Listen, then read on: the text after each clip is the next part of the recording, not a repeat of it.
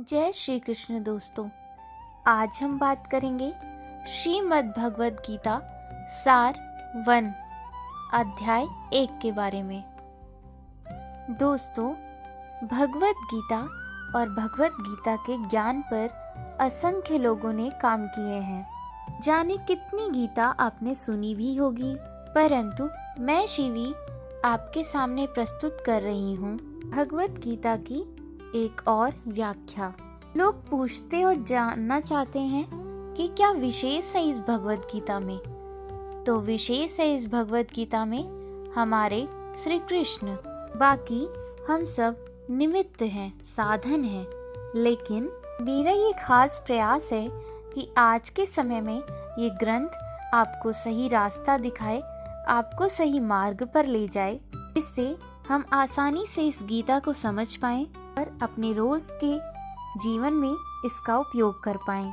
से भगवत गीता के बारे में बहुत कुछ कहा गया है और सुना गया है, पर शायद ही किसी धर्म में ऐसा ग्रंथ हो जिसके बारे में इतनी व्याख्या की गई हो।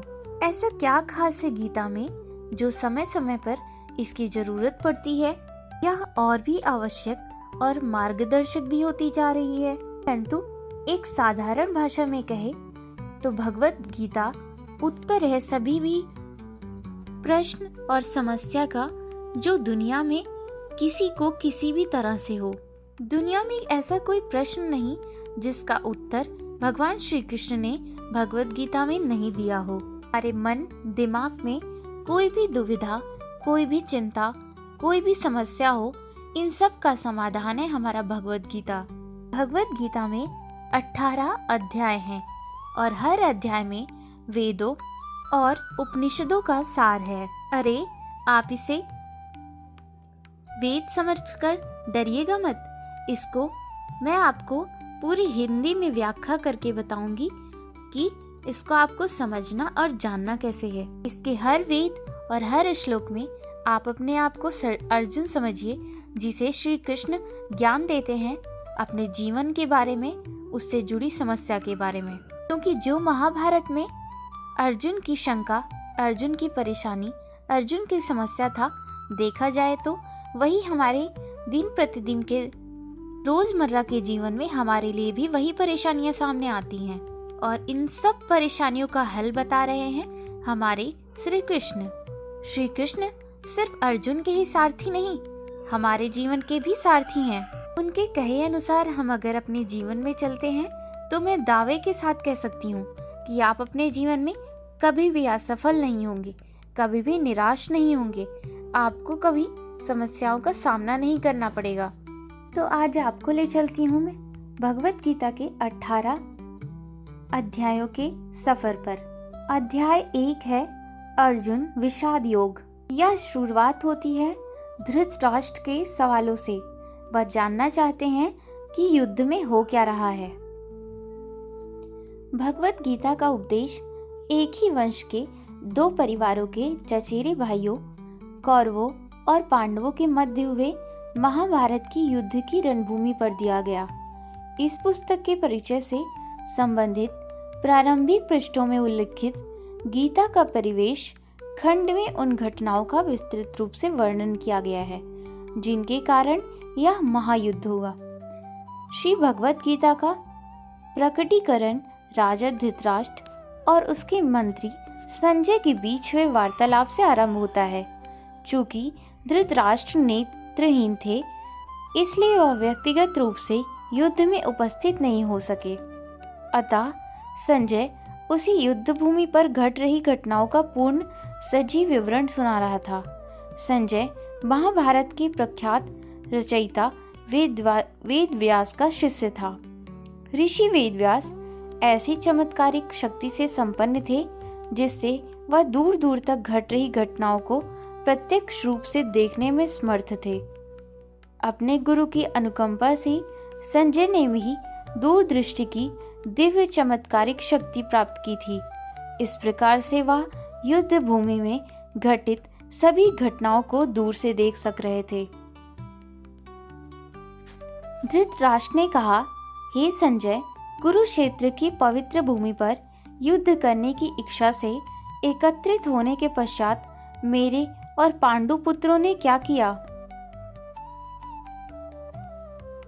संजय ने कहा, हे राजन, पांडवों की सेना की व्यूहरचना का अवलोकन कर राजा दुर्योधन ने अपने गुरु द्रोणाचार्य के पास जाकर इस प्रकार के शब्द कहे। दुर्योधन ने कहा, पूज्य आचार्य, पांडु पुत्रों की विशाल सेना का अवलोकन करें, जिसे आपके द्वारा प्रशिक्षित बुद्धिमान शिष्य द्रुपद के पुत्र ने कुशलता पूर्वक युद्ध करने के लिए सुव्यवस्थित किया है। यहाँ इस सेना में भीम और अर्जुन के समान बलशाली युद्ध करने वाले महारथी युविधान, विराट और द्रुपद जैसे अनेक शूरवीर धनुर्धर हैं। यहाँ पर इनके साथ धृष्टकेतु, चेकितान, काशी के परिक्रमी राजा कांशीराज, पुरुजित, कुंतीभोज और शैव्य सभी महान सेना नायक हैं। इनकी सेना में पराक्रमी युद्धमन्यु, शूरवीर उत्तमौजा, सुभद्रा और द्रौपदी के पुत्र भी हैं, जो सभी निश्चय ही महाशक्तिशाली योद्धा हैं। हे ब्राह्मण श्रेष्ठ, हमारे पक्ष की ओर के उन सेना नायकों के संबंध में भी सुनो, जो सेना को संचालित करने में विशेष रूप से निपुण है। अब मैं तुम्हारे समक्ष उनका वर्णन करता हूँ। इस सेना में सदा विजयी रहने वाले आपके समान भीष्म, कर्ण, कृपाचार्य, अश्वत्थामा, विकर्ण तथा सोमदत्त का पुत्र भूरिश्रवा आदि महापराक्रमी योद्धा हैं, जो युद्ध में सदा विजेता रहे हैं। यहाँ हमारे पक्ष में अन्य अनेक महायोद्धा भी हैं, जो मेरे लिए अपने जीवन का बलिदान करने के लिए तत्पर हैं। ये युद्ध कौशल में पूर्णता, निपुण और विविध प्रकार के शस्त्रों से सुसज्जित है। हमारी शक्ति असीमित है और हम सब महान सेना नायक भीष्म पितामह के नेतृत्व में पूरी तरह से संरक्षित हैं, जबकि पांडवों की सेना की शक्ति भीम द्वारा भली भांति रक्षित होने के पश्चात ही सीमित है। अतः मैं कौरव सेना के सभी युद्धगणों से भी आग्रह करता हूँ कि सब अपने मोर्चे पर अडिग रहते हुए भीष्म पितामह की पूरी सहायता करें। तत्पश्चात कुरुवंश के वृद्ध परम यशस्वी महायोद्धा एवं वृद्ध भीष्म पितामह ने सिंह गर्जना जैसे ध्वनि करने वाले अपने शंख को उच्च स्वर से बजाया, जिसे सुनकर दुर्योधन हर्षित हुआ।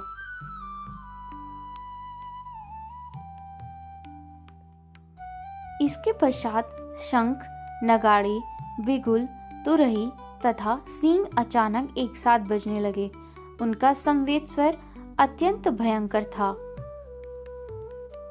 तत्पश्चात पांडवों की सेना के बीच श्वेत अश्वों द्वारा खींचे जाने वाले भव्य रथ पर आसीन माधव और अर्जुन ने अपने अपने दिव्य शंख बजाए। ऋषिकेश भगवान श्री कृष्ण ने अपना पजजन शंख बजाया। अर्जुन ने देवदत्त शंख तथा अतिभोजी एवं अति दुष्कर कार्य करने वाले भीम ने पौंडु नामक भीषण शंख बजाया। हे पृथ्वीपति राजन, या राजा युधिष्ठिर ने अपना अनंत विजय नाम का शंख बजाया तथा नकुल और सहदेव ने सुघोषण व मणिपुष्पक नामक शंख बजाए। शेष धनुर्धर काशीराज महायोद्धा शिखंडी, धृगुम, विराट, अजय, सात्विक, द्रुपद, द्रौपदी के 5 पुत्रों तथा सुभद्रा के महाबलशाली पुत्र वीर अभिमन्यु आदि सब अपने अपने अलग अलग शंख बजाए। हे धृतराष्ट्र, इन शंखों से उत्पन्न ध्वनि द्वारा आकाश और धरती के बीच हुई गर्जना ने आपके पुत्रों के हृदय को विदीर्ण कर दिया। उस समय हनुमान के चिन्ह की ध्वजा लगे रथ पर आसीन पांडु पुत्र अर्जुन अपना धनुष उठाकर बाण चलाने के लिए उद्यत दिखाई दे रहे हैं। हे राजन, आपके पुत्रों को अपने विरुद्ध व्यूह रचना में खड़े देख कर अर्जुन ने श्री कृष्ण से यह वचन कहे।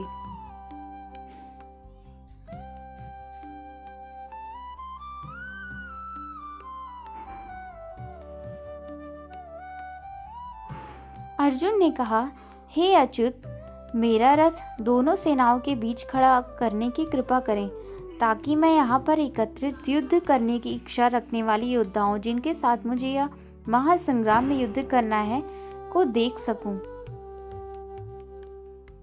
मैं उन लोगों को देखने का इच्छुक हूँ जो यहाँ पर धृतराष्ट्र के दुष्यृत पुत्रों को प्रसन्न करने की इच्छा से युद्ध लड़ने के लिए एकत्रित हुए हैं। संजय ने कहा, हे भरतवंशी धृतराष्ट्र, निद्रा पर विजय पाने वाले अर्जुन द्वारा इस प्रकार के वचन बोले जाने पर तब भगवान श्री कृष्ण ने उस भव्य रथ को दोनों सेनाओं के बीच में ले जाकर खड़ा कर दिया। भीष्म, द्रोण तथा अन्य सभी राजाओं की उपस्थिति में भगवान श्री कृष्ण ने कहा कि हे पार्थ, यहाँ पर एकत्रित समस्त कुरुओं को देखो। अर्जुन ने वहां खड़ी दोनों पक्षों की सेनाओं के बीच अपने पिता तुल्य चाचाओं, ताऊओं, पितामहों, गुरुओं, मामाओं, भाइयों, चचेरे भाइयों, पुत्रों, भतीजों, मित्रों, ससुर एवं शुभचिंतकों को भी देखा।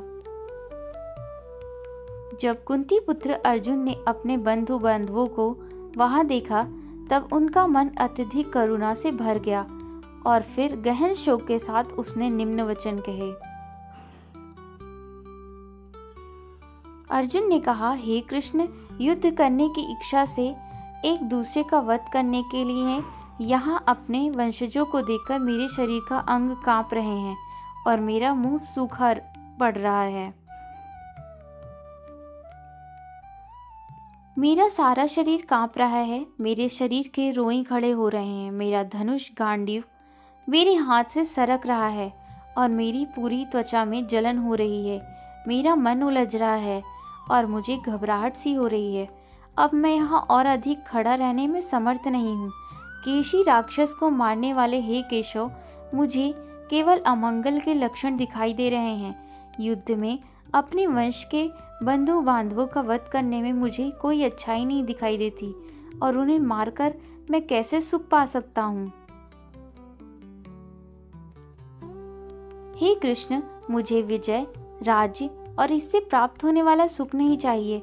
ऐसा राज्य सुख या उस अपने जीवन से क्या लाभ प्राप्त कर सकता है, क्योंकि जिन लोगों के लिए यहाँ हम सब चाहते हैं वे सब इस युद्ध भूमि में हमारे समक्ष खड़े हैं। हे मधुसूदन, जब आचार्यगण, पितृगण, पुत्र, पितामह, मामा, पौत्र, ससुर, भांजे, साले और अन्य संबंधी अपने प्राण और धन का दाव लगाकर यहाँ उपस्थित हुए हैं, यद्यपि वे मुझ पर आक्रमण भी करते हैं, तथापि मैं इनका वध क्यों करूं? यदि फिर भी हम धृतराष्ट्र के पुत्रों का वध करते हैं, तब भले ही इससे हमें पृथ्वी के अलावा तीनों लोक भी प्राप्त क्यों न हो जाएं, तब भी उन्हें मारने से हमें सुख कैसे प्राप्त होगा?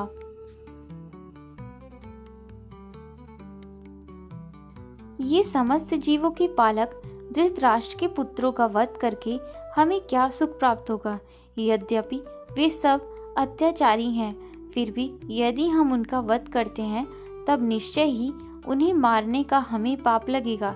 इसलिए अपने चचेरे भाइयों, धृतराष्ट्र के पुत्रों और मित्रों सहित अपने स्वजनों का वध करना हमारे लिए किसी भी दृष्टि से उचित नहीं है। हे माधव, इस प्रकार अपने वंशजों का वध कर हम सुख की आशा कैसे कर सकते हैं? यद्यपि लोभ से अभिभूत विचारधारा के कारण वे अपने स्वजनों के विनाश या प्रतिशोध के कारण और अपने मित्रों के साथ विश्वासघात करने में कोई दोष नहीं देखते हैं, तथापि हे जनार्दन, जब हमें स्पष्टतः अपने बंधु बांधवों का वध करने में अपराध दिखाई देता है, तब हम ऐसे पापमय कर्म से क्यों ना दूर रहें। जब कुल का नाश हो जाता है, तब इसकी कुल परंपराएं भी नष्ट हो जाती हैं और कुल के शेष परिवार अधर्म में प्रवृत्त होने लगते हैं। धर्म की प्रबलता के कारण हे कृष्ण, कुल की स्त्रियां दूषित हो जाती हैं और स्त्रियों के दुराचारिणी होने से विश्वेश्वरी वंशी अवंछित स्थाने और संतानें जन्म लेती हैं। अवंछित संतानों की वृद्धि के परिणाम स्वरूप निश्चय ही परिवार और पारिवारिक परंपरा का विनाश करने वालों का जीवन नरकीय बन जाता है। जल तथा पिंडदान की प्रक्रियाओं से वंचित हो जाने के कारण ऐसे पतित कुलों के पितरों का भी पतन हो जाता है। अपने दुष्कर्मों से कुल परंपरा का विनाश करने वाले दुराचारियों के कारण समाज में अवांछित संतानों की वृद्धि होती है और विविध प्रकार की सामुदायिक और परिवार कल्याण की गतिविधियों का भी विनाश हो जाता है। हे जनार्दन, मैंने गुरुजनों से सुना है कि जो लोग कुल परंपराओं का विनाश करते हैं वे अनिश्चित काल के लिए नरक में डाल दिए जाते हैं। ओह, कितनी आश्चर्य की बात है कि हम मानसिक रूप से यह महापापजन्य कार्य करने के लिए उद्यत हैं। राजसुख भोगने की इच्छा प्रयोजन से हम अपने वंशजों का वध करना चाहते हैं। यदि धृतराष्ट्र के शस्त्र युक्त पुत्र मुझ निहत्थे को रणभूमि में प्रतिरोध किए बिना भी मार देते हैं, तब यह मेरे लिए श्रेयस्कर होगा। संजय ने कहा। इस प्रकार यह कहकर अर्जुन ने अपना धनुष और बाणों को एक ओर रख दिया और शोकाकुल चित्त से अपने रथ के आसन पर बैठ गया। उसका मन व्यथा से और दुख से भर चुका था। दोस्तों, ये था श्रीमद् भगवत गीता का पहला अध्याय, अर्जुन विषाद योग। जी हाँ, अर्जुन की शंका की, अर्जुन की परेशानी की, अर्जुन की दुविधा की। क्या ऐसी ही परेशानियां, ऐसी ही दुविधा हमारे सामने हमारे जीवन में नहीं उत्पन्न होती? इन्हीं सब प्रश्नों का उत्तर देते हैं श्री कृष्ण अगले अध्याय में, जो कि हम कल सुनेंगे। तो दोस्तों, मिलते हैं अध्याय 2 के साथ इसी समय पर आपके लिए और भी जानकारी लेकर। अगर आपको हमारा वीडियो अच्छा लगता है तो प्लीज़ हमारी वीडियो को लाइक करें, शेयर करें और सब्सक्राइब करें। धन्यवाद दोस्तों। जय श्री कृष्ण, जय भोलेनाथ दोस्तों।